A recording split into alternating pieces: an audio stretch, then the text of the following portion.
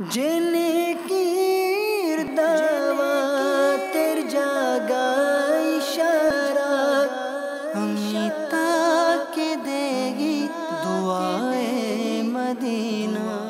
अऊज़ु बिल्लाहि मिनश शैतानिर रजीम। बिस्मिल्लाहिर रहमानिर रहीम। तबारकल्लज़ी बियदिहिल मुल्क व हुवा अला कुल्लि शैइन क़दीर। الذي خلق الموت والحياة ليبلوكم أيكم أحسن عملا وهو العزيز الغفور.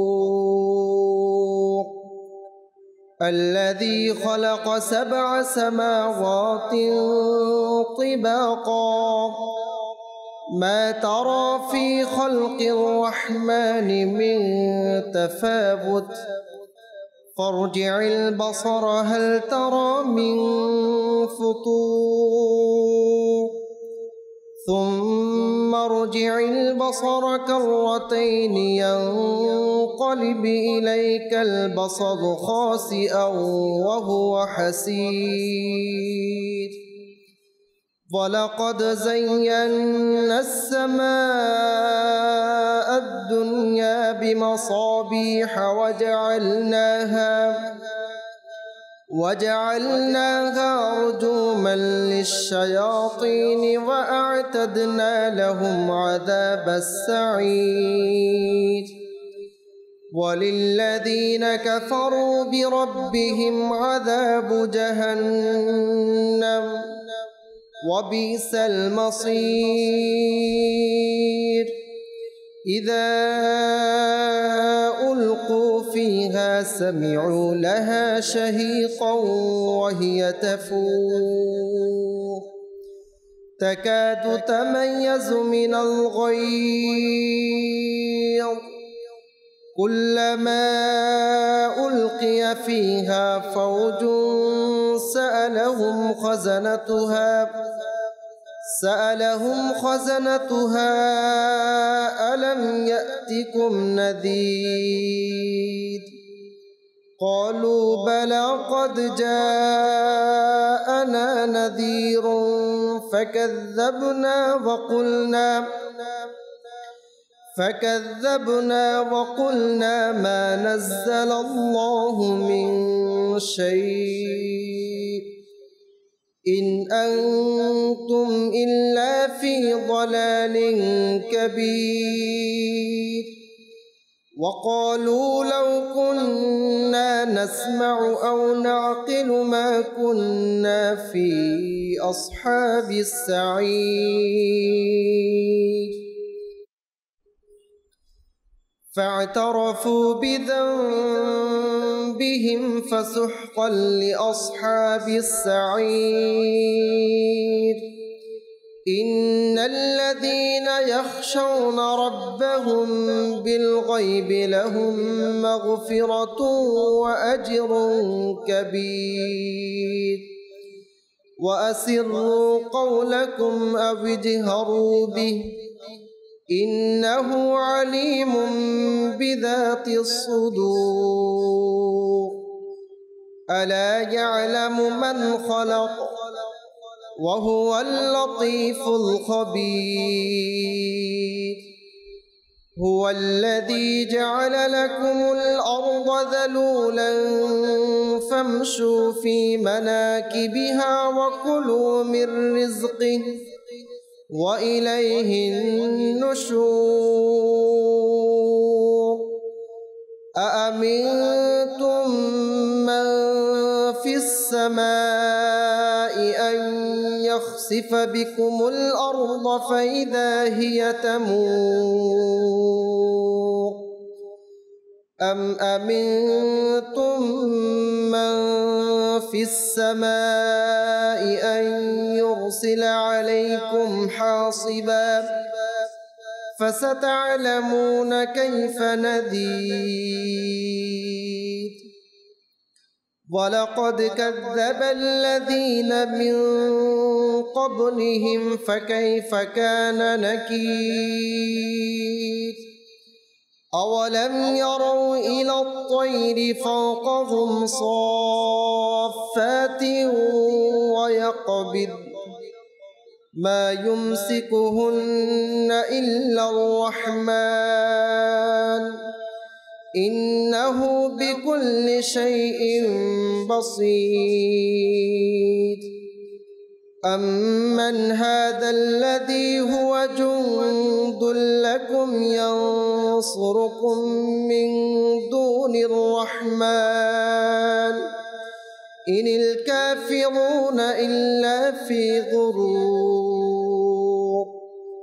أمن هذا الذي يرزقكم إن أمسك رزقه بل لجوا في عتو ونفور أفمن يمشي مكبا على وجهه أهدى أمن يمشي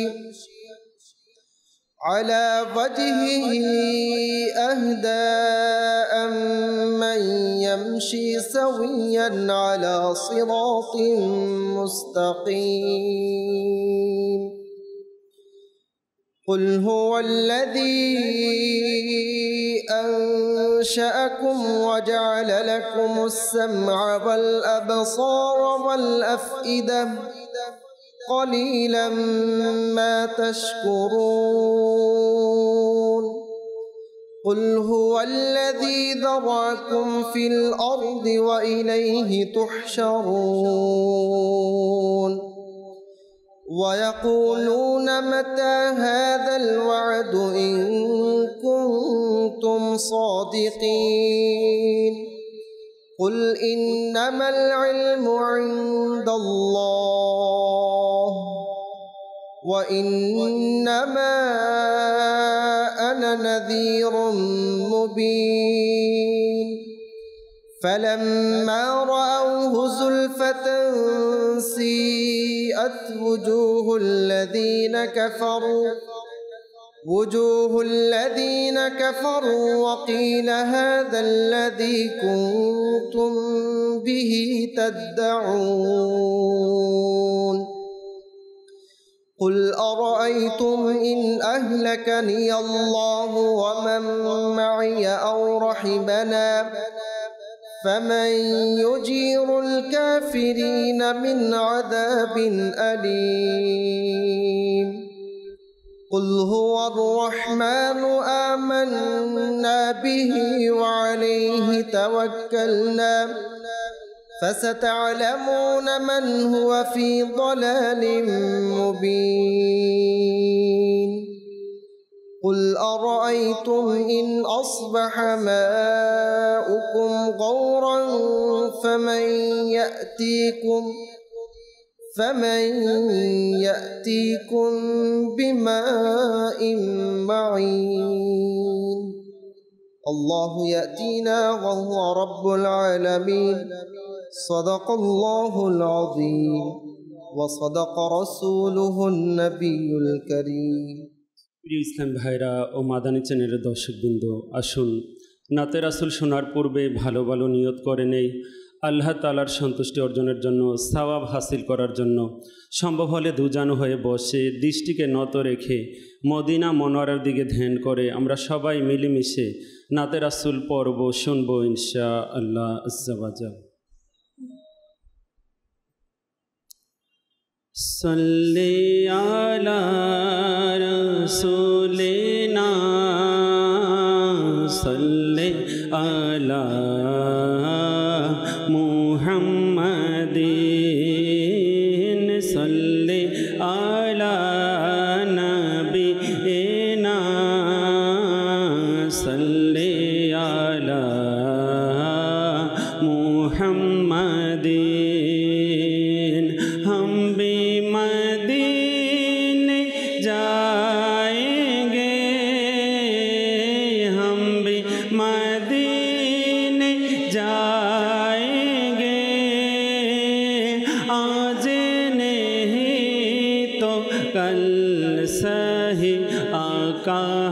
में बुलाएंगे, आज नहीं तो कल सही पौरुन सल्ले आला रसूलेना, सल्ले आला मुहम्मदिन, सल्ले आला नबीना, सल्ले आला मुहम्मदिन। गलियों में घूम घूम कर, गलियों में घूम घूम कर, खाके मदीना चूम कर, आँखों से हम लगाएंगे, आज नहीं तो कल सही सल्ले आला रसूलेना, सल्ले आला मुहम्मदिन।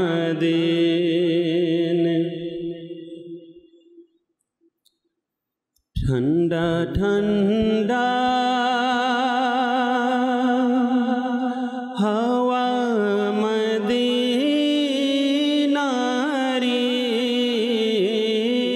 ठंडा ठंडा हवा मदीनारी,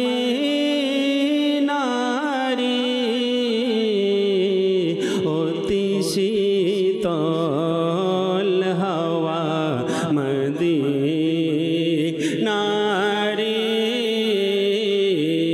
होती शीतल हवा मदीनारी,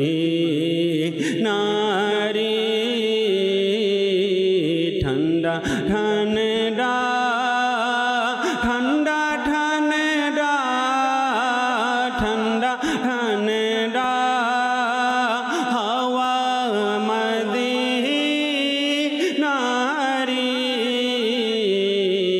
होती शीतल हवा मदीनारी,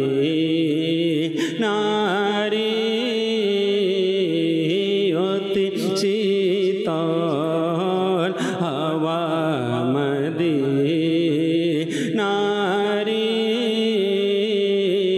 মনে ইচ্ছা মনে ইচ্ছা মনে ইচ্ছা খুদা মদিনারি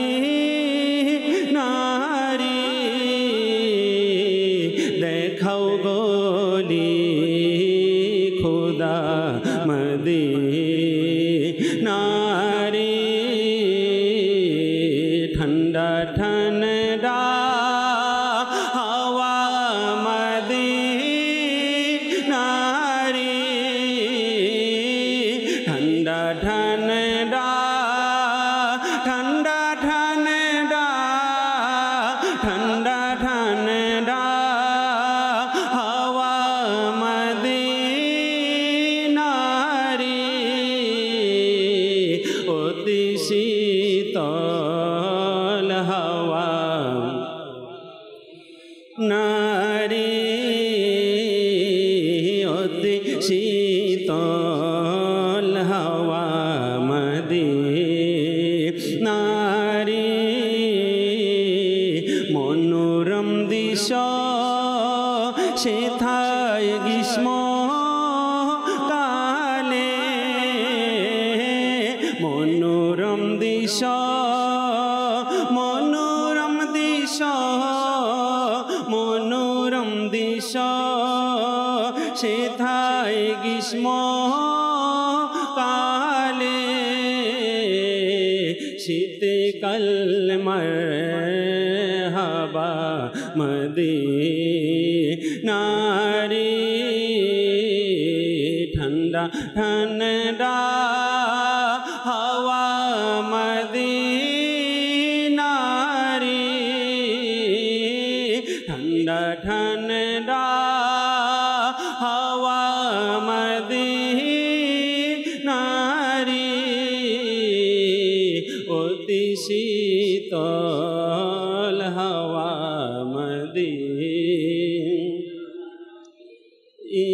বলো অতি শীতল হাওয়া মদিনারি ফুল সুন্দর কাটা সেথায় সুন্দর ফুল সুন্দর কাটা সেথায় সুন্দর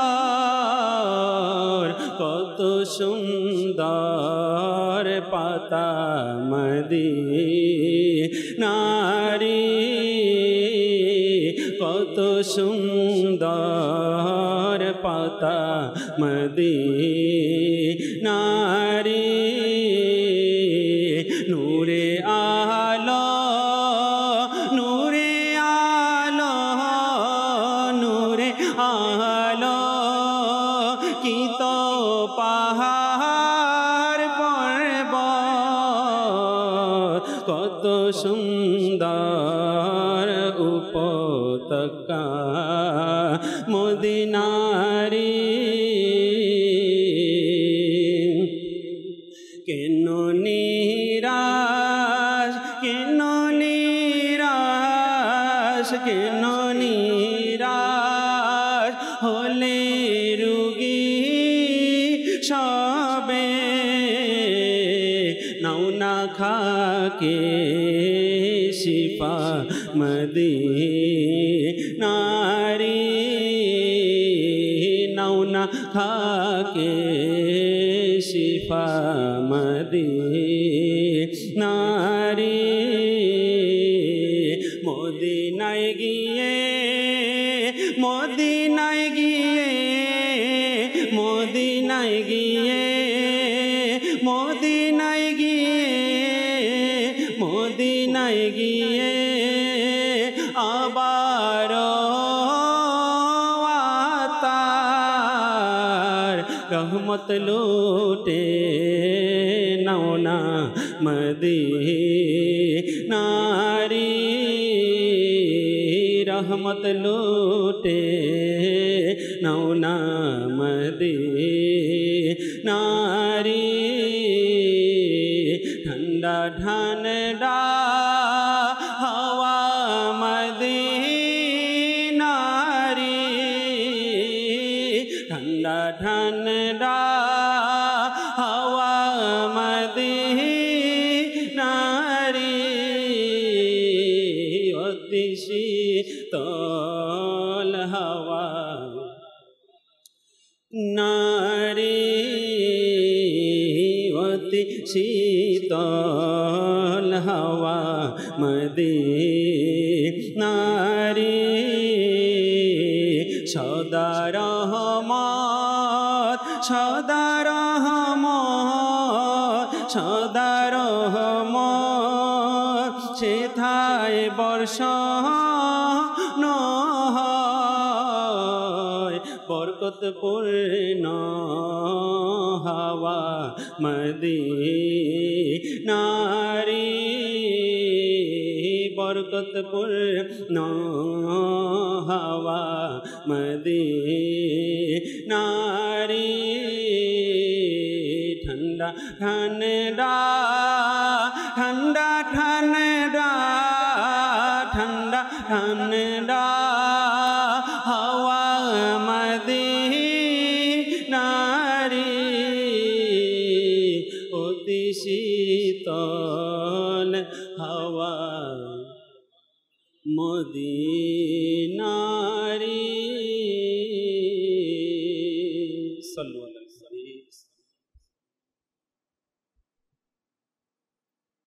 আলহামদুলিল্লাহি রাব্বিল আলামিন والصلاة والسلام على سيد المرسلين أما بعد فأعوذ بالله من الشيطان الرجيم بسم الله الرحمن الرحيم الصلاة والسلام عليك يا رسول الله وعلى آلك وأصحابك يا حبيب الله الصلاة والسلام عليك يا نبي الله وعلى آلك وأصحابك يا نور الله نويت سنة الاعتكاف প্রিয় প্রিয় ইসলামী ভাইরা, যখনই মসজিদে প্রবেশ করবেন মনে করে নফল ইতেকাফের নিয়ত করে নিন। কেননা যতক্ষণ মসজিদে অবস্থান করবেন নফল ইতেকাফের সওয়াব অর্জিত হতে থাকবে। এবং সাধারণভাবে যে সকল কাজ মসজিদে নাজাইজ রয়েছে ইতেকাফের নিয়ত করার কারণে ওই সকল কাজসমূহ জায়েজ হয়ে যাবে। ফতোয়া শামির মধ্যে সৈয়দুনা ইবনে আবিদিন শামি রহমতুল্লাহি তাআলা আলাইহি বর্ণনা করেন, যদি কেউ মসজিদে খাওয়া দাওয়া বা বিশ্রাম নিতে চায় সে যেন ইতেকাফের নিয়ত করে নেয় এবং কিছুক্ষণ আল্লাহ আল্লাহ জিকির করে, অর্থাৎ আল্লাহ তাআলার স্মরণ করে নেয়। এরপরে যা ইচ্ছে করতে পারবে, অর্থাৎ চাইলে সে মসজিদে খাওয়া দাওয়া করতে পারবে অথবা বিশ্রাম নিতে পারবে। সল্লু আলাল হাবিব সাল্লাল্লাহু তাআলা আলা মুহাম্মদ সাল্লাল্লাহু আলাইহি ওয়াসাল্লাম। প্রিয় প্রিয় ইসলামী ভাইরা ও মাদানী চ্যানেলের দর্শকবৃন্দ, দুরুদে পাক পাঠের অসংখ্য অগণিত ফজিলত ও বারাকাত হাদিসে পাকের মধ্যে বর্ণিত হয়েছে। মুআজ্জামুল কবিরের হাদিস নাম্বার 7611 মধ্যে নবী মুকাররম হুজুর সাল্লাল্লাহু আলাইহি ওয়াসাল্লাম ইরশাদ করেন, মান সাল্লা আলাইয়া সাল্লাল্লাহু আলাইহি আশারাম বিহা মালাকুম মুওয়াক্কালুম বিহা হাত্তা ইউবাল্লিগানিহা। অর্থাৎ যে ব্যক্তি আমার উপর একবার দুরূদ শরীফ পাঠ করে তো আল্লাহ তাআলা তার উপর 10টি রহমত নাজিল করবেন এবং একজন ফিরিস্তা ওই দুরূদ শরীফ আমার নিকট পৌঁছে দেওয়ার জন্য দায়িত্বে নিয়োজিত রয়েছে। সাল্লু আলাল হাবিব সাল্লাল্লাহু তাআলা আলা মুহাম্মদ সাল্লাল্লাহু আলাইহি ওয়াসাল্লাম। প্রিয় নবী রাসূল আরবি সাল্লাল্লাহু তাআলা আলাইহি ওয়াসাল্লাম ইরশাদ করেছেন, সত্য নিয়ত সবচেয়ে উত্তম আমল। প্রতিটি কাজের পূর্বে ভালো ভালো নিয়ত করার অভ্যাস করে তুলুন, কেননা সত্য নিয়ত বান্দাকে জান্নাতে পৌঁছিয়ে দেয়। আসুন প্রিয় ইসলামী ভাইরা, আমরাও বয়ান শ্রবণ করার পূর্বে ভালো ভালো নিয়ত করে নেই যে আল্লাহ তাআলা তার প্রিয় মাহবুব সাল্লাল্লাহু আলাইহি ওয়াসাল্লামের সন্তুষ্টি অর্জনের জন্য বয়ান শ্রবণ করব ইনশাআল্লাহ। মনোযোগ সহকারে বয়ান শ্রবণ করব এবং যা শুনব আমল করার চেষ্টা করব ইনশাআল্লাহ। অন্য ইসলামী ভাইয়ের নিকট পৌঁছে দিব ইনশাআল্লাহ। আমিও নিয়ত করতেছি ইনশাআল্লাহ আল্লাহ তাআলা তার প্রিয় মাহবুব সাল্লাল্লাহু আলাইহি ওয়াসাল্লামের সন্তুষ্টি অর্জনের জন্য বয়ান করব ইনশাআল্লাহ আজ্জা ওয়া জাল্লা। সাল্লু আলাল হাবিব সাল্লাল্লাহু তাআলা আলা মুহাম্মদ সাল্লাল্লাহু আলাইহি ওয়াসাল্লাম। প্রিয় প্রিয় ইসলামী ভাইয়েরা ও মাদানী চ্যানেল দর্শকবৃন্দ, আলহামদুলিল্লাহ আজকে সাপ্তাহিক ইজতেমা থেকে একটি বয়ানের বিষয় হয়েছে ইমাম হুসাইন ও পাপিষ্ট ইয়াজিদ। তো আসুন ইনশাআল্লাহ তাআলা আল্লাহ তাআলার সন্তুষ্টি অর্জনের জন্য আমরা এই বয়ান শ্রবণ করি।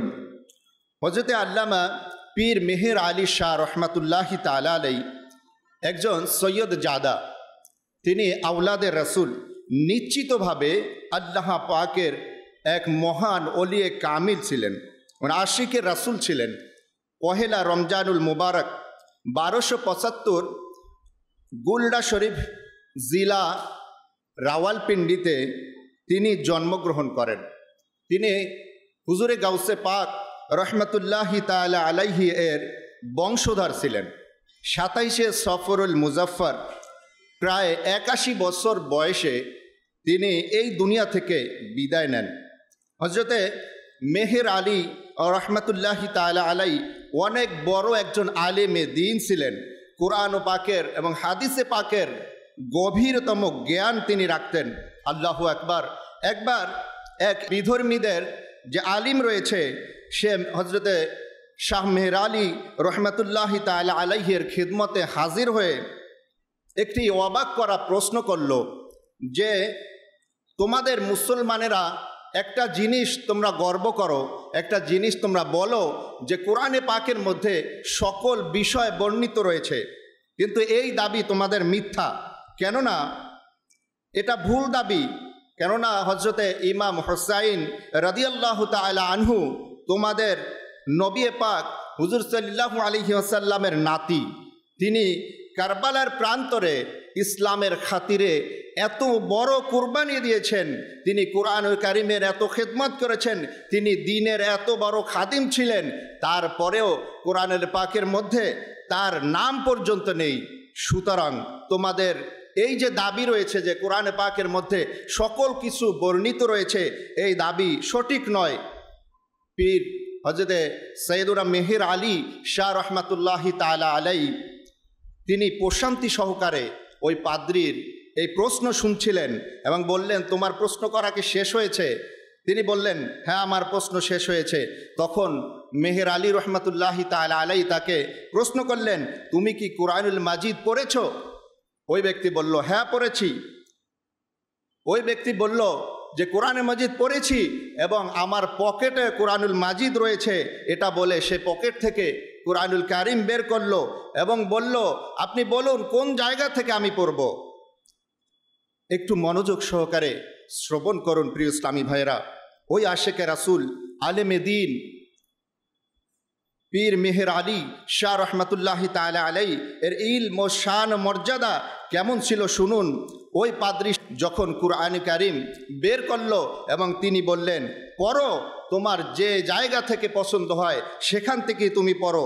ওই পাদ্রী আদব সহকারে কুরআনুল কারীম খুলে তাজবিদ আরবি বাসনভঙ্গি অনুযায়ী তাজবিদ সহকারে তিনি স্পষ্টভাবে কুরআনুল কারীম তেলাওয়াত করা শুরু করলেন। একবার চিন্তা করে দেখেন যে সে একজন বিধর্মী ছিল এবং বিধর্মীদের আলেম ছিল, তারপরেও সে কুরআনুল কারীমের এত আদব করল যে সে আরবি বাসনভঙ্গি অনুযায়ী তাজবিদ সহকারে শুদ্ধভাবে কুরআনুল কারীম তেলাওয়াত করতে শুরু করলো। মনে হচ্ছে তো এটাই যে ওই পাদ্রীর কুরআনুল কারীমের প্রতি এই আদবের কারণে হয়তো আল্লাহ তাআলার ওলির নিকট আল্লাহ তাআলা তাকে পৌঁছে দিয়েছেন।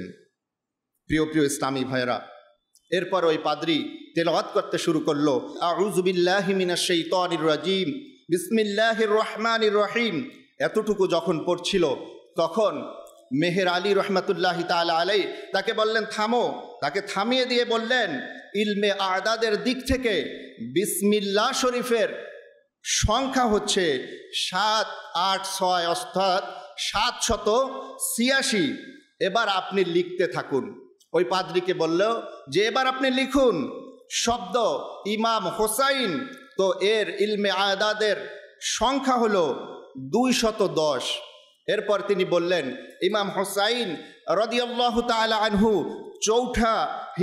চতুর্থ হিজরিতে জন্মগ্রহণ করেছেন। তো এখান থেকে আপনি লিখুন 4। এরপরে শাহাদাতের সাল, ইমাম হোসাইন রাদিয়াল্লাহু তাআলা আনহু শাহাদাত বরণ করেছিলেন 61 হিজরিতে, এখান থেকে আপনি সংখ্যা লিখুন 61। এরপরে তিনি বললেন, ইমাম হোসাইন রাদিয়াল্লাহু তাআলা আনহুর যেখানে তিনি শাহাদাত বরণ করেছিলেন ওই জায়গার নাম হলো কারবালা, আর ইলমে আদাদের সংখ্যা হলো 261। কারবালা শব্দের সংখ্যা কি? 261। তো সেটা লিখতে লাগলো। এরপরে তিনি বললেন যে ইমাম হাসান এই সংখ্যা হলো 200 এবং ইমাম হাসান রাদিয়াল্লাহু তাআলা আনহুর যে ওফাত দিবস, শহীদ দিবস, যে সালে তিনি শহীদ হয়েছিলেন এটা হলো 50 হিজরি। তো হযরতে সৈয়দুনা ইমাম মেহের আলী রহমাতুল্লাহি তাআলা আলাইহি বলেন, এবার যোগ করুন। সর্বমোট যোগ করে দেখা গেল যে 786 অর্থাৎ 786 হলো। তো এইবার পীর মেহের আলী রহমাতুল্লাহি তাআলা আলাইহি বললেন, হে পাদ্রী, কুরআনুল কারীমের একটি মাত্র আয়াত তুমি তেলাওয়াত করেছো, একটি মাত্র আয়াত পড়েছো, সেটাতেই ইমাম হোসাইনের নাম, ইমাম হোসাইনের জন্মসাল, ইমাম হোসাইন রাদিয়াল্লাহু তাআলা আনহুর যে শাহাদাত বরণ করেছেন সেটার সাল রয়েছে। আর ইমাম হোসাইন রাদিয়াল্লাহু তাআলা আনহু যে জায়গাতে তিনি শাহাদাত বরণ করেছিলেন ওই জায়গার নামও রয়েছে। এমনকি তার প্রিয় ভাইজান ইমাম হাসান রাদিয়াল্লাহু তাআলা আনহুর নামও রয়েছে, এবং ইমাম হাসান রাদিয়াল্লাহু তাআলা আনহুর শাহাদাতের সালও রয়েছে। প্রিয় প্রিয় ইসলামী ভাইরা, এর থেকে যখন ওই পাদ্রী এইরকম সুন্দরভাবে আয়াতের তাফসির শুনল, তো ওই পাদ্রীর ঈমানকে তাজাকারী হয়ে গেল। সে উত্তর শুনল, তখন তার অন্তরে হিদায়েতের নূর আলোকিত হয়ে উঠল। সে তখনই পড়ে নিল লা ইলাহা ইল্লাল্লাহু মুহাম্মাদুর রাসূলুল্লাহ সাল্লাল্লাহু আলাইহি ওয়াসাল্লাম, সাল্লু আলাল হাবিব সাল্লাল্লাহু তাআলা আলা মুহাম্মদ সাল্লাল্লাহু আলাইহি ওয়াসাল্লাম। প্রিয় প্রিয় ইসলামী ভাইয়েরা, এই ঈমান তাজাকারী ঘটনাকে সামনে রেখে আশিকানে রাসূল, উলামায়ে ইলমের শান ও মর্যাদা তুলে ধরা হয়েছে। কেমন উপস্থিত বুদ্ধি ওই আলিমে দ্বীনের, যে তৎক্ষণাৎ তিনি উত্তর দিয়ে দিলেন।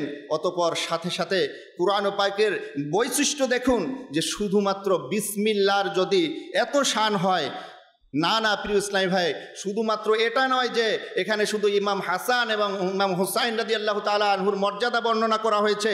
বিসমিল্লাহর তো আরও অসংখ্য শান রয়েছে, যেটা আমাদের আকলের মধ্যে, আমাদের ইলমের মধ্যে ধারণ করা সম্ভব নাই। ইসলামের চতুর্থ খলিফা হযরতে সাইয়্যিদুনা, যাকে আমার নবী মুকাররম হুজুর সাল্লাল্লাহু আলাইহি ওয়াসাল্লাম বলেছেন তিনি হলেন ইলিমের দরজা। সেই ইলিমের দরজা বলেন মাওলা আলী বলেন যে আমি যদি চাই তো বিসমিল্লাহির রহমানির রহিম এর তাফসির দ্বারা 70টি উট বোঝাই করে দিতে পারি। প্রিয় প্রিয় ইসলামী ভাইরা, 70টি উট বোঝাই করা মানে তিনি এমন তাফসির লিখবেন, এমন কাগজ সেখানে একত্রিত হবে যার দ্বারা তিনি 70টি উট বোঝাই করে দিতে পারেন। সুবহানাল্লাহ সুবহানাল্লাহ। প্রিয় ইসলামী ভাইরা, অতঃপর এই ঘটনা থেকে গুরুত্বপূর্ণ যেসব মাদানী ফুল অর্জিত হলো, যে এটা তো শুধুমাত্র ইমাম হাসান এবং হুসাইন রাদিয়াল্লাহু তাআলার শান ও মর্যাদা, কুরআন কারীমের তাদের উত্তম আলোচনা। যেসব লোক কুরআন কারীম বুঝে এবং কুরআন কারীম অধ্যয়ন করে এবং কুরআনুল কারীমের গভীর রহস্য সম্পর্কে জানে, তারা না জানি তাদের শান সম্পর্কে আরও কত কিছু জানে। প্রিয় প্রিয় ইসলামী ভাইরা, আমরা শুনছিলাম শুধুমাত্র বিসমিল্লাহ শরীফের মধ্যে তাদের এমন শান ও মর্যাদা রয়েছে। শুধু এটা নয়, স্পষ্টভাবে আল্লাহ তাআলা কুরআনুল পাকের মধ্যে আহলে বাইতের এবং হাসনাইনে কারিমাইনের অসংখ্য শান বর্ণনা করেছেন। আসুন আমরা শ্রবণ করি, যা সূরাতুল আহজাবের 33 নম্বর আয়াতে আল্লাহ তাআলা ইরশাদ করেন, বিসমিল্লাহির রহমানির রহিম, ইন্নামা ইউরিদুল্লাহু লিইউযহিবা আনকুমুর রিজসা আহলাল বাইতি ওয়া ইউতাহহিরাকুম তাতহীরা। কানজুল ঈমান থেকে অনুবাদ। আল্লাহ তাআলা তো এটাই চান, হে নবীর পরিবারবর্গ, তোমার থেকে সব ধরনের অপবিত্রতা দূরীভূত করে দিবেন এবং তোমাদেরকে পবিত্র থেকে খুবই পরিচ্ছন্ন করে দিবেন। মুসলিম শরীফের মধ্যে আমার নবী পাক হুজুর সাল্লাল্লাহু আলাইহি সাল্লাম ইরশাদ করেন, হযরতে আলী, হযরতে ফাতিমা আতুজ জাহরা, হাসনাইনে কারিমাইন, এদেরকে তিনি চাদরের মধ্যে ঢুকিয়ে এই আয়াতে মুবারাকা তিনি তিলাওয়াত করেছিলেন। এরপরে অন্য রিয়াতে রয়েছে যে হুজুর সাল্লাল্লাহু আলাইহি ওয়াসাল্লাম দোয়া করেছেন, হে আমার মাওলা, এরা আমার আহলে বাইত, এদেরকে তুমি পুত পবিত্র করে দাও। প্রিয় প্রিয় ইসলামী ভাইয়েরা, আরও শান শুনুন যা কোরআনে পাকের মধ্যে বর্ণিত রয়েছে। আল্লাহ তাআলা ইরশাদ করেন, উল্লা আসআলুকুম আলাইহি আজরান ইল্লাল মাওয়াদ্দাতা ফিল কুরবা, অর্থাৎ তোমাদের কাছ থেকে কোনো পারিশ্রমিক চাই না, শুধু কিন্তু নিকট আত্মীয়দের ভালোবাসা। যখন এই আয়াতে মোবারকা নাজিল হলো, সুলতানুল মুফাসসিরিন হযরতে আব্দুল্লাহ ইবনে আব্বাস রাদিয়াল্লাহু তাআলা আনহু বলেন যে সাহাবায়ে কেরাম হুজুর সাল্লাল্লাহু আলাইহি সাল্লামের দরবারে আরজ করলো, ইয়া রাসূলুল্লাহ, আল্লাহ তাআলা তো আমাদেরকে আহলে বাইতের ভালোবাসাকে আবশ্যক করে দিয়েছেন, আমাদের উপর হুকুম জারি করে দিয়েছেন, তো আমরা কিভাবে বুঝবো আহলে বাইত কারা?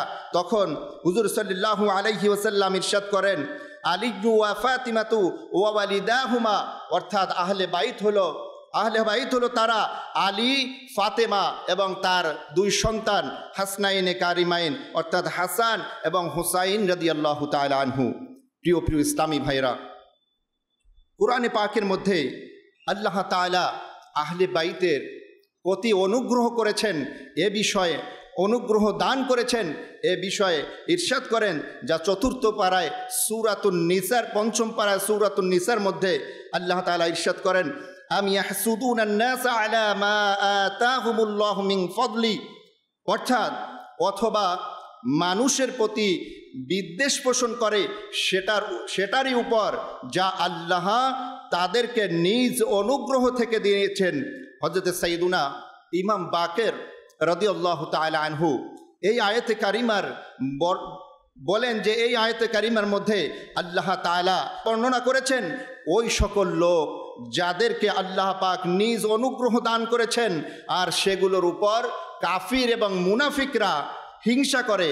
আল্লাহ পাকের শপথ, এই আহলে বাইত দ্বারা উদ্দেশ্য হলো আমরা অর্থাৎ নবীর পরিবারকে বোঝানো হয়েছে।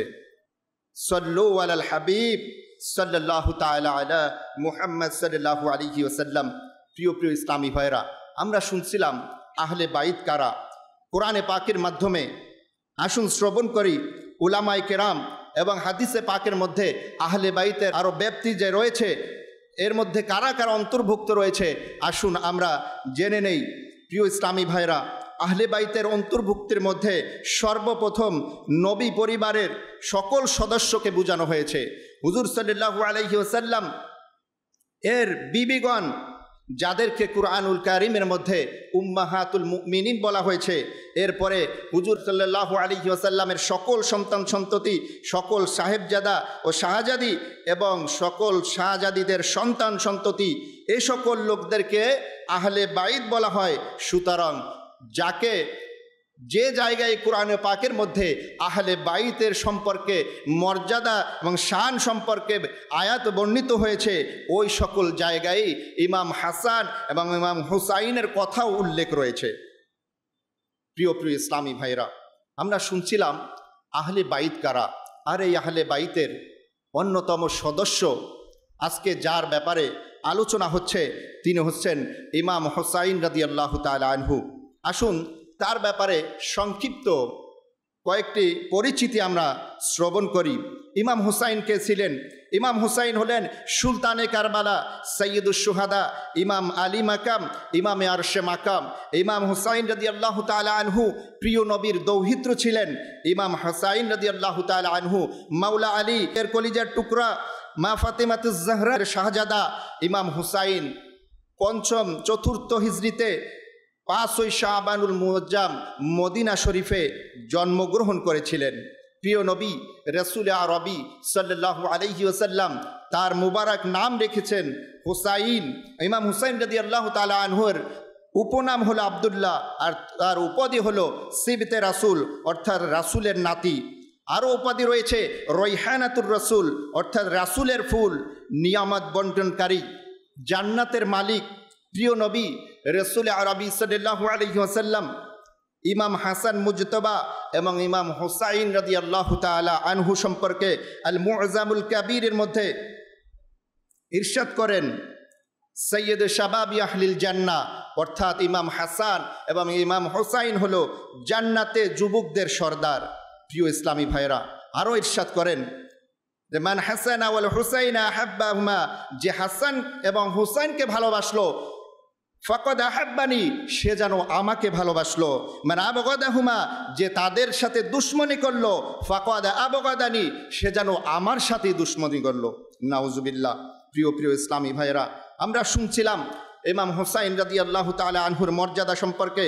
হুজুরে পাক সাল্লাল্লাহু আলাইহি ওয়াসাল্লাম ইরশাদ করেন, হুমা রাইহানাতা মিনাদ দুনিয়া, হাসান এবং হুসাইন হলো আমার দুনিয়াতে দুটি ফুল। প্রিয় ইসলামী ভাইরা, শুধু ফুলই বলেননি, তিনি এই ফুলের সুঘ্রাণও নিয়েছেন। হাদিসে পাকের মধ্যে বর্ণিত রয়েছে যে হুজুর সাল্লাল্লাহু আলাইহি ওয়াসাল্লাম ছোট্ট হাসান এবং হুসাইনকে বুকে জড়িয়ে নিতেন এবং তাদের সুঘ্রাণ নিতেন। সুবহানাল্লাহ, সুবহানাল্লাহ। প্রিয় ইসলামেরা, কত শান দেখেন হুসাইন রাদিয়াল্লাহু তাআলা আনহুর। আল্লাহ তাআলা আমাদেরকে হুসাইন রাদিয়াল্লাহু তাআলা আনহুর শান ও মর্যাদার ব্যাপারে সজাগ হওয়ার, দৃষ্টি দেওয়ার তৌফিক দান করুক। আমিন বিজাহিন নাবিয়িল আমিন। সাল্লু আলাল হাবিব সাল্লাল্লাহু তাআলা আলা মুহাম্মদ সাল্লাল্লাহু আলাইহি ওয়াসাল্লাম। প্রিয় প্রিয় ইসলামী ভাইরা, আমরা শুনছিলাম ইমাম হুসাইন রাদিয়াল্লাহু তাআলা আনহুর জন্ম সম্পর্কে, তার মর্যাদা সম্পর্কে। কিন্তু যখন তার জন্ম হয়েছিল, সাথে সাথে হুজুরে পাক সাল্লাল্লাহু আলাইহি ওয়াসাল্লামের কাছে এই খবরও পৌঁছে গিয়েছিল যে তিনি কবে শহীদ হবেন এবং কিভাবে শহীদ হবেন। যেমনটা বর্ণিত রয়েছে যে প্রিয় নবী রসুল আরবি সাল্লাল্লাহু আলাইহি ওয়াসাল্লামের দরবারে একবার জিবরাইল আমিন আলাইহিস সালাম এসে হাজির হলেন এবং তাকে সংবাদ দিলেন যে আপনার এই নাতি অর্থাৎ হুসাইন রাদিয়াল্লাহু তাআলা আনহুকে আপনার কিছু বিপদগামী উম্মতেরা কারবালার ময়দানে শহীদ করে দিবে এবং সেইখানের মাটিও হুজুর সাল্লাল্লাহু আলাইহি ওয়াসাল্লামের দরবারে পেশ করা হয়েছিল। প্রিয় প্রিয় ইসলামী ভাইরা, কারবালার অসংখ্য ঘটনা আমরা শুনি, অনেক কিতাব থেকে আমরা পড়ি, কিন্তু যদি প্রকৃত ঘটনা সম্পর্কে, প্রকৃত ইতিহাস সম্পর্কে আমরা জানতে চাই, তবে আমাদেরকে দুইটি কিতাব পড়া উচিত যা মাকতাবাতুল মদিনা কর্তৃক প্রকাশিত কিতাব। এক নাম্বার হলো শাওয়ানিহে কারবালা আর দ্বিতীয় নাম্বার হলো আইনায়ে কিয়ামত। তো এই কিতাব যদি আমরা পড়ি তাহলে কারবালের যে প্রকৃত ঘটনা রয়েছে সেটি আমরা জানতে পারবো। আল্লাহ তাআলা আমাদেরকে তৌফিক দান করুক। সাল্লু আলাল হাবিব সাল্লাল্লাহু তাআলা আলা মুহাম্মদ সাল্লাল্লাহু আলাইহি ওয়াসাল্লাম। প্রিয় প্রিয় ইসলামী ভাইরা, মাদানী চ্যানেলের দর্শকবৃন্দ, আমরা শুনছিলাম ইমাম হুসাইন রাদিয়াল্লাহু তাআলা আনহুর জন্ম এবং তিনি শাহাদাতের খবরও আল্লাহ তাআলার রাসূল আগে থেকে জেনে নিয়েছিলেন। তো আমরা যদি কারবালার ঘটনার দিকে নজর দেই, তো আমরা যেসব বিষয়গুলো প্রথমেই আমাদের নজর আসবে যে ইমাম হুসাইন রাদিয়াল্লাহু তাআলা আনহুর যে শিক্ষা রয়েছে, ওই শিক্ষার যদি আমরা নজর দেই তো দেখব যে ঈমানি চেতনা এবং হিকমতি ও আমলি সহকারে ইমাম হুসাইন রাদিয়াল্লাহু তাআলা আনহুর শাহাদাতের আগ মুহূর্ত পর্যন্ত তিনি হিকমত অর্জন করেছিলেন, হিকমতের মাধ্যমে কাজ করেছিলেন। সাধারণত ভঙ্গিতে এটা দেখা যায় যে আমরা যখন শ্রবণ করি তো মনে হবে যে হুসাইন রাদিয়াল্লাহু তাআলা আনহু হয়তো অনেক বেশি উত্তেজিত ছিলেন, যে এটা মনে হচ্ছিল যে ইয়াজিদ যখন ক্ষমতার মসনদে বসলো তো হুসাইন রাদিয়াল্লাহু তাআলা আনহু হয়তো উত্তেজিত হয়ে মাত্র ৭২ জন সৈন্য নিয়ে কারবালার ময়দানে গিয়ে উপস্থিত হলেন আর তাদের সাথে যুদ্ধ করে শহীদ হয়ে গেলেন। প্রিয় ইসলামী ভাইরা, এমনটা নয়। প্রিয় ইসলামী ভাইরা, হুসাইন রাদিয়াল্লাহু তাআলা আনহু ওই সত্তা ছিলেন যিনি কোরআনের গভীর জ্ঞানের অধিকারী ছিলেন, তিনি হাদিসে পাকের জ্ঞানের অধিকারী ছিলেন এবং তিনি পরিপূর্ণ ইলমে দ্বীনের জ্ঞান রাখতেন। এজন্যই হুসাইন রাদিয়াল্লাহু তাআলা আনহু ঈমানি চেতনার উদ্বুদ্ধ হয়ে প্রতিটা ক্ষেত্রে তিনি ধৈর্য ধারণ করে স্টেপ বাই স্টেপ এগিয়েছিলেন, কেননা তিনি জানতেন তিনিও শহীদ হবেন। কিন্তু এটা যাতে পৃথিবীবাসী না জানে যে ইমাম হুসাইন রাদিয়াল্লাহু তাআলা আনহুর এই দোষ ছিল যার কারণে তিনি শহীদ হয়েছেন। প্রিয় ইসলামী ভাইরা, আমরা যদি তার আমলি এবং হিকমতের দিকে লক্ষ্য করি তবে দেখতে পারবো যে ইমাম হুসাইন রাদিয়াল্লাহু তাআলা আনহু যখন কুফার ময়দানে পৌঁছালেন তখন তাকে এর আগের থেকেই তাকে বলা হয়েছিল যে আপনি ইয়াজিদের হাতে বায়াত গ্রহণ করেন, কিন্তু কখনোই তিনি ইয়াজিদের হাতে বায়াত গ্রহণ করেননি।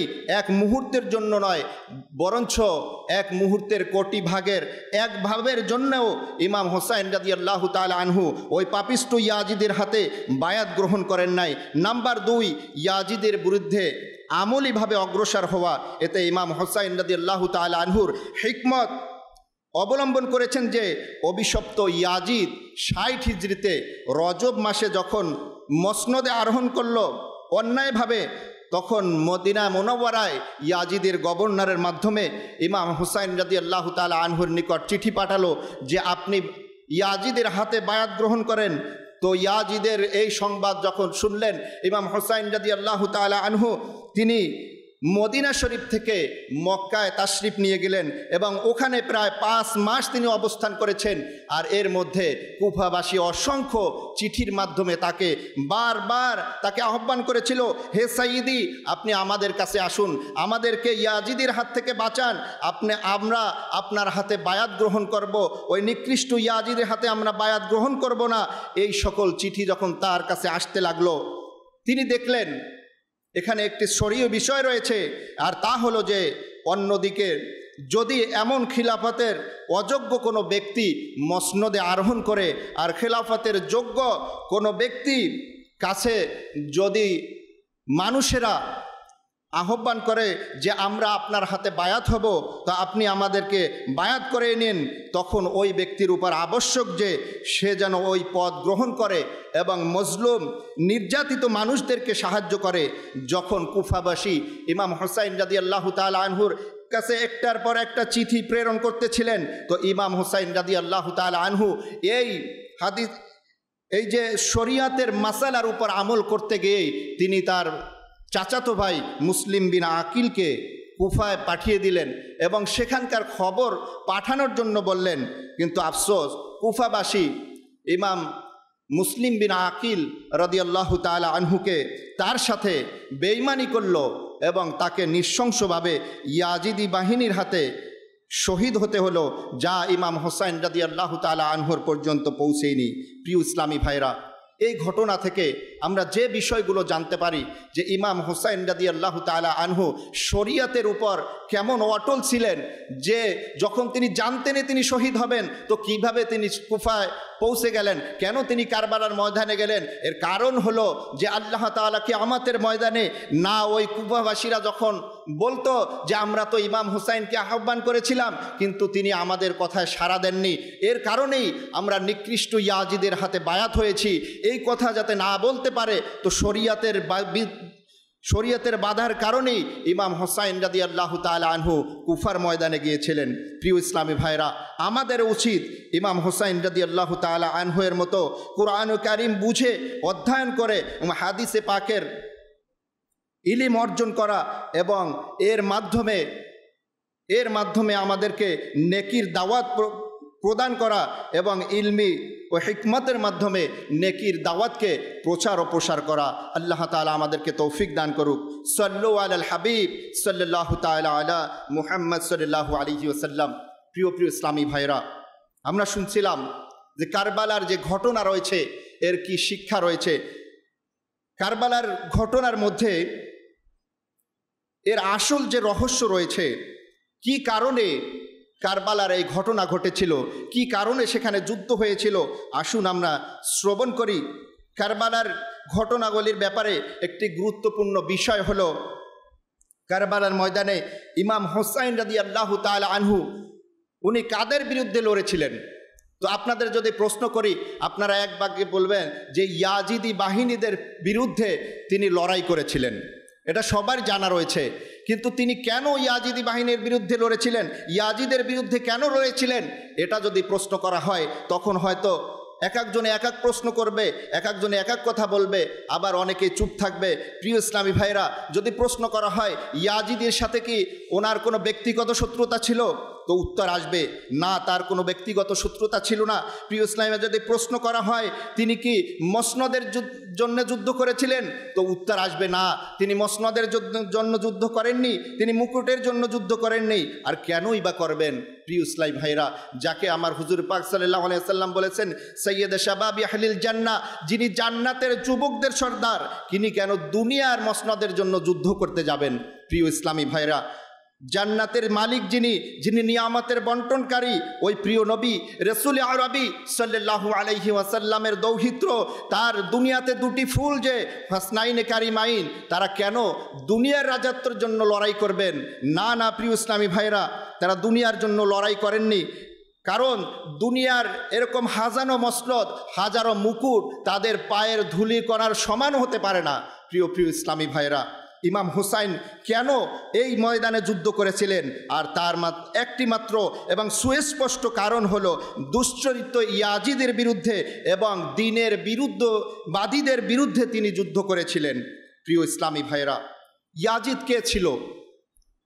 ইয়াজিদ সেই ছিল যে দুশ্চরিত্র, ইয়াজিদ সে ছিল যে বেনামাজি ছিল, ইয়াজিদ সেই ছিল যে জালিম ছিল, ইয়াজিদ ওই ব্যক্তি ছিল যে ফাসিক ছিল, ইয়াজিদ ওই ফাসিক, ওই ফাজির, ওই দুশ্চরিত্র বেনামাজির বিরুদ্ধে আমলিভাবে তিনি যুদ্ধ করেছিলেন। আর কারবালার ময়দান থেকে আমাদের এটাই শিক্ষা যে ইয়াজিদের বিরুদ্ধে আমাদের সর্বক্ষণিক যুদ্ধ জারি করা উচিত। যদি প্রশ্ন করা হয় ইয়াজিদ কে ছিল, তো প্রিয় ইসলামী ভাইরা আপনাদের মনের মধ্যে ভেসে উঠবে ইয়াজিদ ওই ব্যক্তি ছিল যে হালালকে হারাম করে দিয়েছিল, হারামকে হালাল করে দিয়েছিল। প্রিয় ইসলামী ভাইরা, ইয়াজিদ ওই ব্যক্তি ছিল যে ব্যক্তি মদকে হালাল ঘোষণা করেছিল। প্রিয় ইসলামী ভাইরা, ওই ইয়াজিদ, ওই নরাধমের বিরুদ্ধে ইমাম হোসাইন যুদ্ধ করেছিলেন। এটার কারণ এটা যে নানাজানের দিনকে রক্ষা করার জন্য এবং ইয়াজিদের জুলুম থেকে মুসলমানকে বাঁচানোর জন্য। প্রিয় প্রিয় ইসলামী ভাইরা ও আহলে বাইতের আশিকগণ, ইমাম হুসাইনের আশিকগণ, আসুন এই ইমান তাজাকারী যে ঘটনা শুনলাম যে কেন ইয়াজিদের বিরুদ্ধে ইমাম হুসাইন রাদিয়াল্লাহু তাআলা আনহু যুদ্ধ করেছিলেন, এটার কারণ হলো ইমাম হুসাইন রাদিয়াল্লাহু তাআলা আনহুর তিনি গুনাহের বিপক্ষে ছিলেন। হুসাইন রাদিয়াল্লাহু তাআলা আনহু ইমানের হেফাজতকারী ছিলেন। হুসাইন রাদিয়াল্লাহু তাআলা আনহু গোলাম আমরা দাবি করি, কিন্তু আমাদের পছন্দ কোনটি রয়েছে? প্রিয় ইসলামী ভাইরা, আমরা কি গুনাহকে পছন্দ করছি না? প্রিয় ইসলামী ভাইরা, আমরা কি দ্বীনের হিফাজত করছি? যদি আমাকে প্রশ্ন করা হয় যে আমার চালচলন কেমন রয়েছে, আমার কি হোসাইনি চালচলন রয়েছে, আমার পোশাক কি হোসাইনি পোশাক রয়েছে, আমরা হোসাইন রাদিয়াল্লাহু তাআলা আনহুর গোলাম দাবি করি, তো আমাদের কথাবার্তা কেমন রয়েছে, হোসাইনি না ইয়াজিদি? প্রিয় ইসলামী ভাইরা, আমরা কেমন লোক? আমাদেরকে যদি প্রশ্ন করা হয় আমাদের চলাফেরা কেমন রয়েছে, তো দেখা যাবে এটার মধ্যে ইয়াজিদের মতো উদ্ভট আচরণ রয়েছে, উচ্ছৃঙ্খলতা রয়েছে। প্রিয় ইসলামী ভাইরা, এখনও সময় রয়েছে যারা আমরা হোসাইন রাদিয়াল্লাহু তাআলা আনহুর গোলাম দাবি করি, তারা ওই পাপিষ্ট ইয়াজিদের পথ থেকে ফিরে হোসাইনি কাফেলায় অংশগ্রহণ করে, শুধু মুখে নয় আমলিভাবে। যেমনটা আমরা শুনছিলাম যে ইমাম হুসাইন রাদিয়াল্লাহু তাআলা আনহু প্রতিটা বিষয়ে আমলি এবং হিকমতের মাধ্যমে কারবালা পর্যন্ত পৌঁছে গেছিলেন এবং সেখানে তিনি শাহাদাতের পেয়ালা পান করেছিলেন। তো আমাদের উচিত প্রিয় ইসলামী ভাইরা যে ইয়াজিদি নয়, আজকে থেকে আমরা নিয়ত করে যে ইনশাআল্লাহ আজকে থেকে প্রকৃতপক্ষে হোসাইনি হয়ে যাবে ইনশাআল্লাহ। আল্লাহ তাআলা আমাদেরকে তৌফিক দান করুক।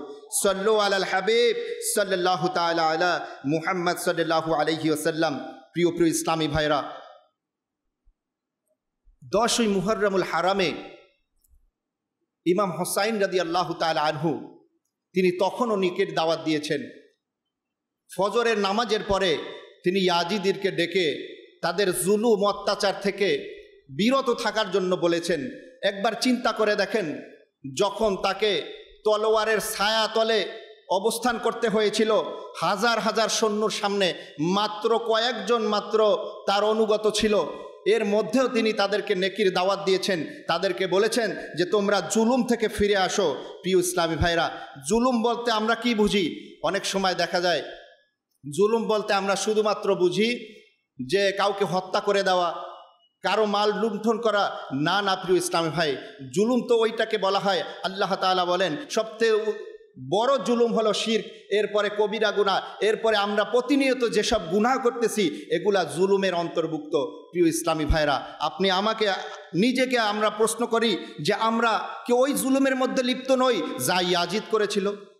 প্রিয় প্রিয় ইসলামী ভাইরা, লোকেরা প্রশ্ন করল যখন ইয়াজিদি বাহিনীরা হুসাইন রাদিয়াল্লাহু তাআলা আনহুকে ঘিরে ধরল, তখন হুসাইন রাদিয়াল্লাহু তাআলা আনহু তাদেরকে নেকির দাওয়াত দিয়ে বললেন যে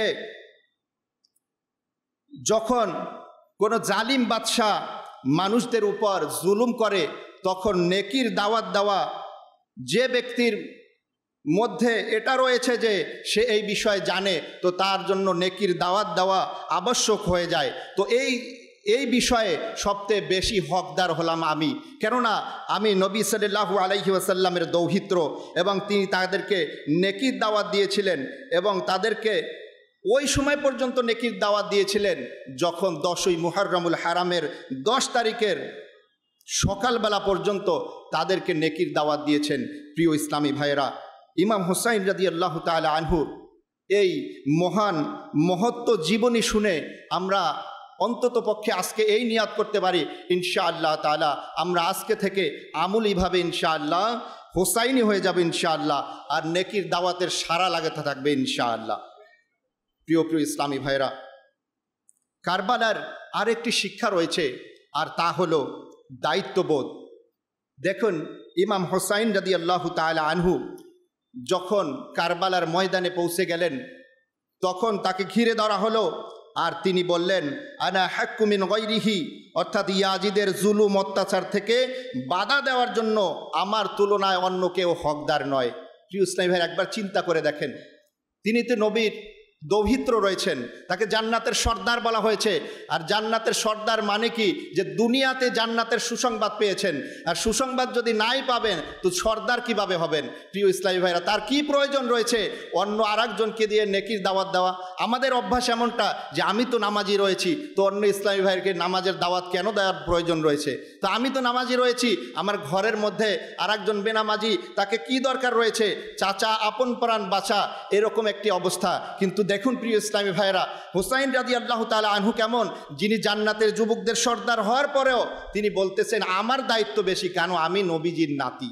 প্রিয় ইসলামী ভাইরা, এই কথা থেকে হুসাইন রাদিয়াল্লাহু তাআলা আনহুর এই মুবারক বাণী থেকে আমরা শিক্ষা নিতে পারি যে হুসাইন রাদিয়াল্লাহু তাআলা আনহুর দায়িত্ববোধ কেমন ছিল। কারবালার ময়দানে তিনি কেন গেলেন? এক এক করে তিনি যখন তার সঙ্গী সাথীদেরকে শহীদ হতে দেখলেন, তখনও তিনি ফিরে আসতে পারতেন, তিনি ইয়াজিদের হাতে বায়াত হতে পারতেন এবং শান শওকাতের মাধ্যমে জীবন অতিবাহিত করতে পারতেন, কিন্তু না, তখনও তিনি করেননি।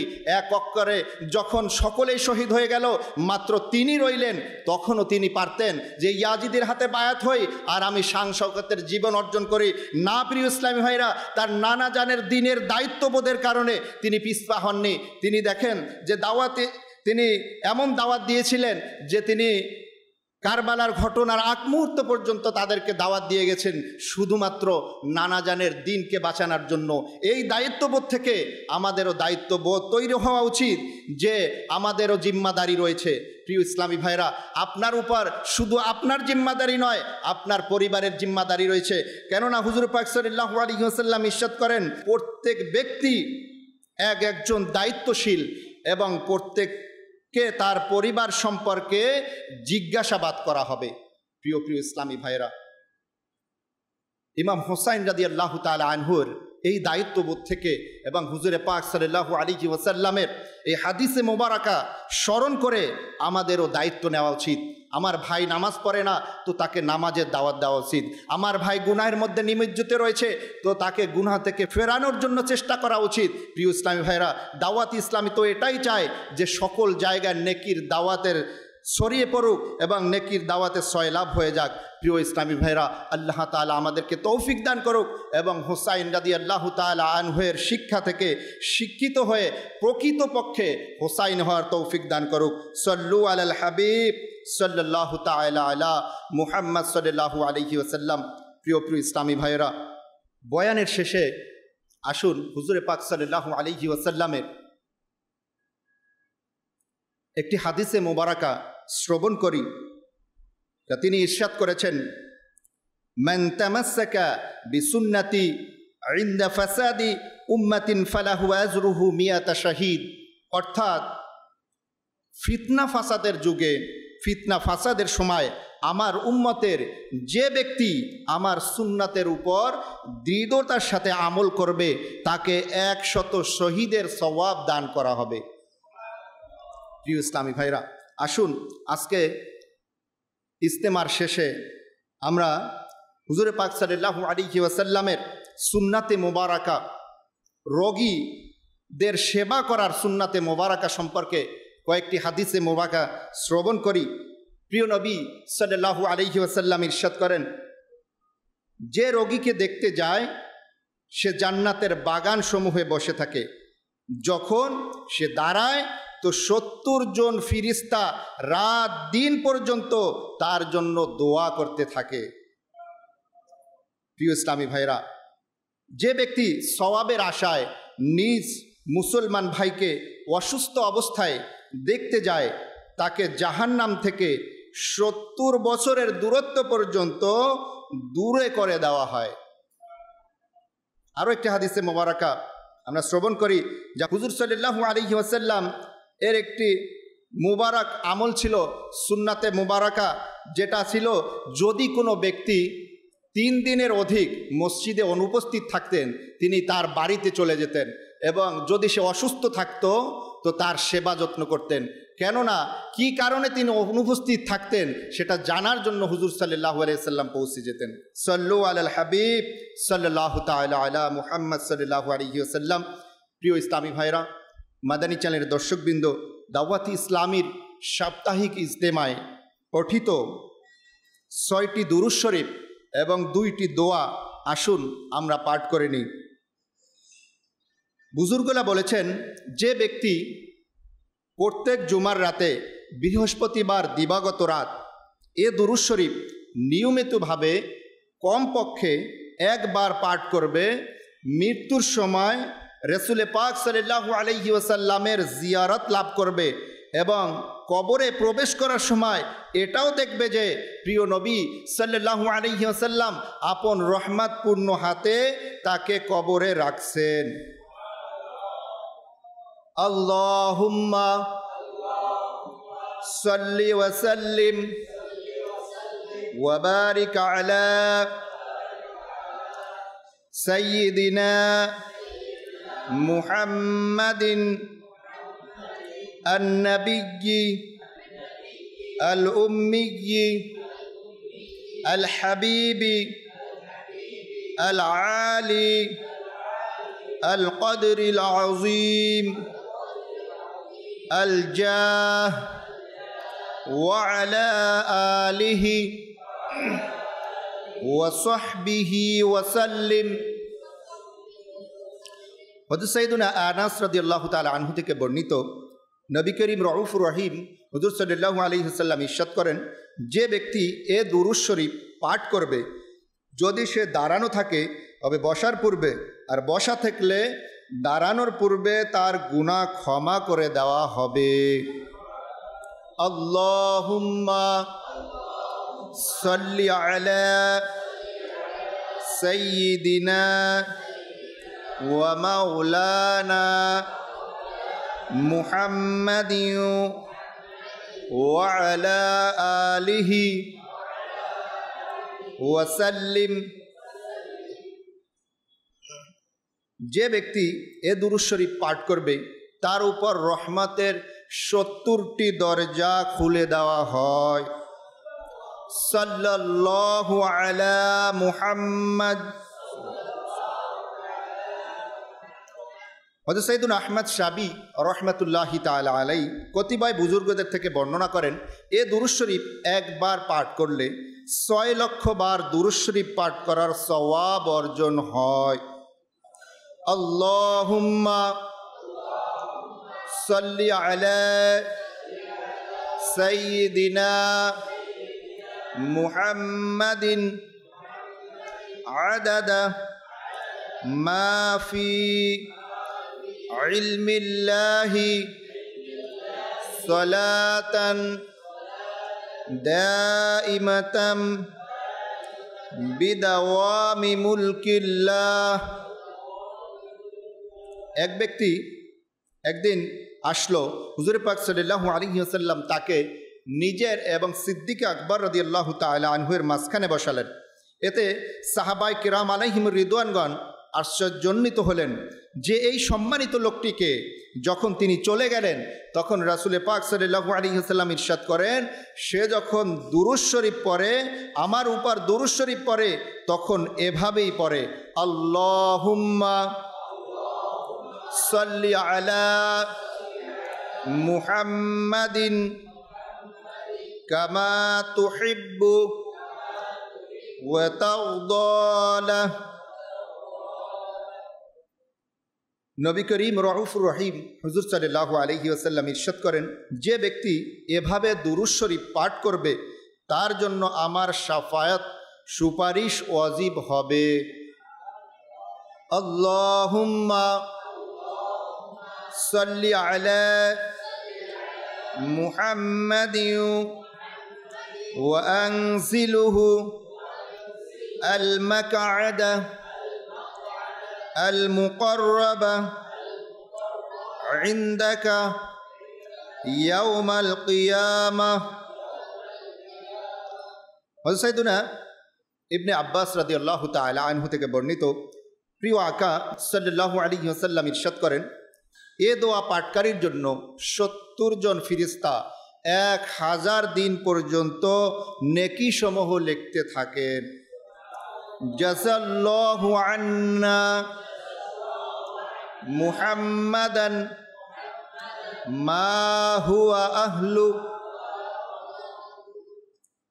ফরমানে মুস্তাফা সাল্লাল্লাহু আলাইহি ওয়াসাল্লাম, যে ব্যক্তি রাতে এ দোয়া 3 বার পড়ে নিবে সে যেন শবে কদর পেয়ে গেল। লা ইলাহা ইল্লাল্লাহু আল হালিমুল কারীম সুবহানাল্লাহি রাব্বিস সামাওয়াতি as-sab'i wa rabbil arshil azim। لا إله إلا الله الحليم الكريم سبحان الله رب السماوات السبع ورب العرش العظيم لا إله إلا الله الحليم الكريم سبحان الله رب السماوات السبع ورب العرش العظيم صلوا على الحبيب صلى الله تعالى على محمد। الصلاة والسلام عليك يا رسول الله، الصلاة والسلام عليك يا حبيب الله، الصلاة والسلام عليك يا نبي الله، الصلاة والسلام عليك يا نور الله، الصلاة والسلام عليك يا رسول الله، الصلاة والسلام عليك يا حبيب الله، الصلاة والسلام عليك يا نبي الله، الصلاة والسلام عليك يا نور الله، الصلاة والسلام عليك يا رسول الله، الصلاة والسلام عليك يا حبيب الله، الصلاة والسلام عليك يا نبي الله، الصلاة والسلام عليك يا نور الله۔ حسبي ربي جل الله ما في قلبي غير الله، نور محمد صلى الله لا إله إلا الله لا إله إلا الله لا إله إلا الله لا إله إلا الله لا إله إلا الله لا إله إلا الله لا إله إلا الله لا إله إلا الله لا إله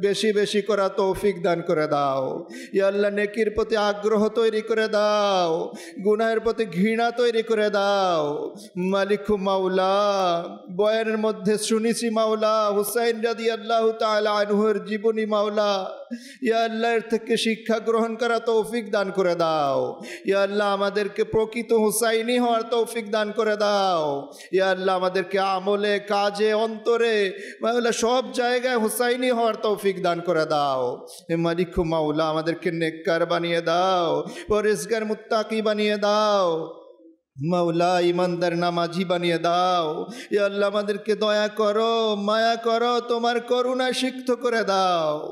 মালিক মাওলা বারবার তুমি আমাদেরকে হজ্জে বাইতুল্লাহ নসিব করো, বারবার সপরিবারে হজ করা তৌফিক দান করে দাও। ইয়া আল্লাহ আমাদেরকে মাওলা মদিনাতুল মুনাওয়ারা জিয়ারত করা তৌফিক দান করে দাও। ইয়া আল্লাহ আমাদেরকে হালাল রিজিক খাওয়ার তৌফিক দান করে দাও, হারাম থেকে বাঁচার তৌফিক দান করে দাও। ইলমে দ্বীন অর্জন করে সেই অনুযায়ী চলার তৌফিক দান করে দাও। মালিক মাওলা, মালিক মাওলা দয়ালু আল্লাহ আমাদেরকে নেক পরিবেশে থাকার তৌফিক দান করে দাও। ইয়া আল্লাহ আমাদেরকে মাওলা, ইয়া আল্লাহ আমাদের পরবর্তী নসলকে মাওলা ইয়াজিদিদের হাত থেকে বাঁচিয়ে নাও। এ মালিক মাওলা আমাদেরকে দয়া করো, মায়া করো, তোমার করুণা সিক্ত করে দাও। ইয়া আল্লাহ আমাদের যা প্রয়োজন দান করে দাও, যা প্রয়োজন নেই তুমি আমাদের থেকে উঠিয়ে নাও। মাওলা আমাদের অনেকে অসুস্থ রয়েছে, সুস্থতা দান করে দাও। অনেকে ঋণগ্রস্ত রয়েছে মাওলা, ঋণ পরিশোধ করা তৌফিক দান করে দাও। মালিক মাওলা দয়ালু আল্লাহ, দাওয়াত ইসলামের সাপ্তাহিক ইজতেমায় অসংখ্য ইসলামী ভাই অংশগ্রহণ করে মাওলা, দোয়া কবুল হয় এর জন্য মাওলা। ইয়া আল্লাহ যার যার নেক ফরিয়াত রয়েছে মাওলা কবুল করে নাও। ইয়া আল্লাহ মালিক মাওলা আমাদের দোয়াকে আমাদের নবীজির উসিলায় কবুল আর মঞ্জুর করে নাও। ইন্নাল্লাহ ওয়া মালাইকাতাহু ইউসাল্লুনা আলান নবী ইয়া আইয়ুহাল্লাযীনা আমানু সাল্লু আলাইহি ওয়া সাল্লিমু তাসলিমা। সাল্লাল্লাহু তাআলা আলা মুহাম্মদ সাল্লাল্লাহু আলাইহি ওয়া সাল্লাম। সুবহান রাব্বিকা রাব্বিল ইজ্জাতি আম্মা ইয়াসিফুন ওয়া সালামুন আলাল মুরসালিন ওয়ালহামদুলিল্লাহি রাব্বিল আলামিন। লা ইলাহা ইল্লাল্লাহু মুহাম্মাদুর রাসূলুল্লাহ। या नबी सलाम अलैका, या रसूल सलाम अलैका, या हबीब सलाम अलैका, सलावतुल्लाह अलैका, या नबी सलाम अलैका, या रसूल सलाम अलैका, या हबीब सलाम अलैका, सलावतुल्लाह।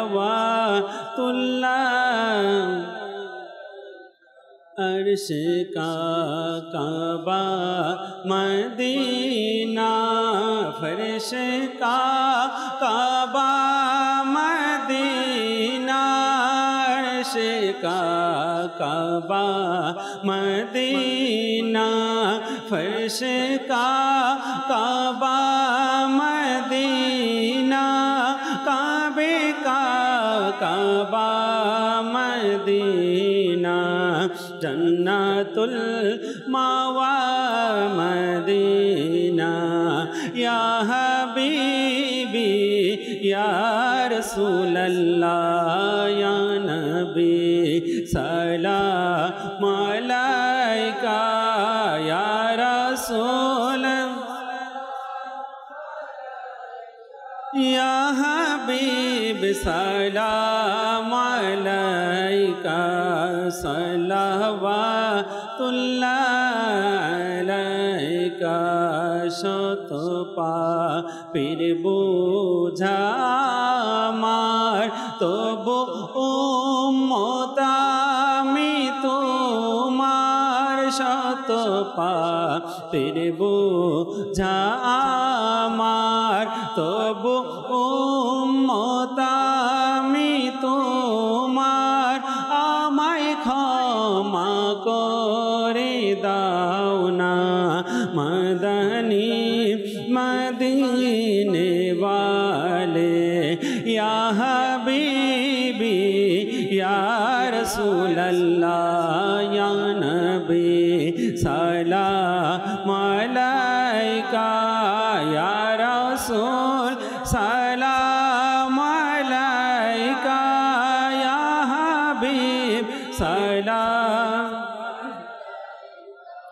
सलावतुल्लाह अलैका मुस्तफ़ा जाने रहा मत पेला हो सलाम शमए बज में हिदायत पेला हो सलाम गौसे आज़म इमामों तो का वन्नों का गौसे आज़म इमामों तो का वन्नों का जलवाए शान कुदरत पे लाखों सलाम मुस्तफ़ा जाने रहा मत पेला हो सलाम शमए एत पे लाखों सलाम डाल दी कल्बों में अज़मते मुस्तफ़ा सैयदी आला हज़रत पे लाखों सलाम फैज़ से जिनके लाखों नमाज़ी बने फैज़ से जिनके लाखों ईमान में सजे उस आमीर अहले सुन्नत पे लाखों सलाम मुस्तफ़ा जाने रहा मत पेला हो सलाम शमए बज में हिदायत पे लाखों सलाम। প্রিয় ইসলাম ভাইরা মজলিস শেষের দোয়া পাঠ করে নিন।